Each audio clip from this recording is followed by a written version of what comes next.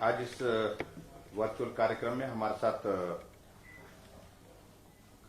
Virtual माध्यम से जुड़े हुए माननीय विधायक श्री नरेंद्र ठाकुर जी और हमारे साथ शिमला से प्रधान सचिव शिक्षा और मुख्य निर्वाचन अधिकारी श्री मनीष गर्ग जी, डिप्टी कमिश्नर हमीरपुर देव श्वेता बनिक जी और इनके साथ उपस्थित सभी अधिकारीगण। आज मुझे लगता है कि ये कार्यक्रम रख करके हमको भी आप स्मरण करा रहे हैं कि चुनाव आगे हैं, नजदीक आ गए हैं।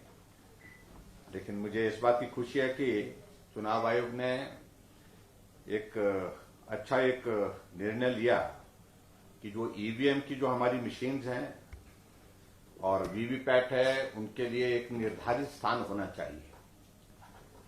अन्यथा इससे पहले हमारे लिए ये बहुत बड़ी मुश्किल हो जाती थी। चुनाव का आयोजन जब समाप्त हो जाता था, उसके पश्चात इन वीवीपैट और इसके साथ साथ में जो ईवीएम है, इनको रखा कहां जाए और रख करके इनको सुरक्षित रखना वो भी जरूरी होता है। और उसके साथ साथ में जहां रखी गई वहां कोई आदमी सामान्य तौर पर आने जाने वाला ना हो, क्योंकि इसकी एक सैंक्टिटी है, सुरक्षा है, कोई इसके साथ छेड़छाड़ न करे। तो ऐसी जगह तलाशना बहुत कठिन काम होता था। बहुत जगह हमने देखा कि हमारे स्कूल के भवन, कॉलेज के भवन के बहुत बड़े पोर्शन जो है वो ईवीएम मशीन के साथ भरे पड़े हैं, क्योंकि और जगह हमारे पास उपलब्ध नहीं। और जब उपलब्ध नहीं है तो आखिरकार उनको एक स्थान पर जब हम रखते हैं तो जिस भवन का इस्तेमाल हम दूसरी महत्वपूर्ण चीजों के लिए कर सकते हैं, उसमें हम नहीं कर सकते, क्योंकि ऐसे में इसमें हम ना तो हमको शिफ्ट कर सकते हैं कि थोड़ी देर के लिए कोई कार्यक्रम करना है, हमको ये एकोमोडेशन चाहिए, ना हमको शिफ्ट कर सकते हैं, ना ही उसमें जा सकते हैं। तो ऐसे एक बहुत बड़ी एक दिक्कत हमको सब जगह रहती थी। और इसमें खासतौर से मैं अपने ही मंडी डिस्ट्रिक्ट में देख रहा था, जो मंडी कॉलेज का भवन का एक पोर्शन सारा ईवीएम के माध्यम से, ईवीएम की मशीनों से भरा पड़ा है। और जब वहां पर हमारे लिए एकोमोडेशन की जरूरत बहुत ज्यादा पड़ी, क्योंकि आईआईटी का अपना कैंपस बना नहीं था उस वक्त। उन्होंने कहा कि हमको आप अकोमोडेशन दीजिए। हम अकोमोडेशन ढूंढने लगे तो मिली नहीं। अल्टीमेटली हमको पीडब्ल्यूडी का रेस्ट हाउस था, उसको खाली करके उनको देना पड़ा। और कॉलेज की भवन का बिल्डिंग का एक पोर्शन वो भी उनको दिया।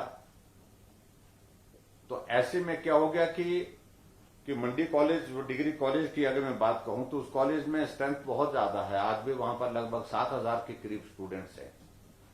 तो वहां पर बहुत बड़ी कठिनाई आई थी। लेकिन आज मुझे इस बात को लेकर के संतोष है कि कम से कम एक अच्छी शुरुआत उस दृष्टि से हुई। और हमीरपुर शायद मेकल में पहला ही जिला है, शायद इससे पहले मुझे ध्यान में नहीं आ रहा कि किसी और जिले में हमने जो है वो ईवीएम की मशीन के लिए वेयर हाउस की शुरुआत कर दी। यानी कि शिलान्यास किए हैं, लेकिन उसके बावजूद उद्घाटन करके समर्पित करने की स्थिति अभी तक हमारे पास और जगह नहीं आ पाई है। और हमीरपुर ने बहुत अच्छा उस दृष्टि से इस काम को किया, मैं बधाई देना चाहूंगा।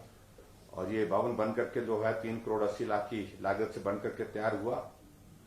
और 6 दिसंबर 2019 को इसका शिलान्यास, जैसा बताया गया कि इसका शिलान्यास किया था। और इसके माध्यम से सारी मशीन जो है हमारी ईवीएम की और उसके साथ साथ वीवीपैट जो है नई एक एडिशन जो की गई है, जो पहले नहीं हुआ करती थी, तो उन सबको सुरक्षित हम एक स्थान पर रख सकते हैं। तो मैं बधाई देता हूं।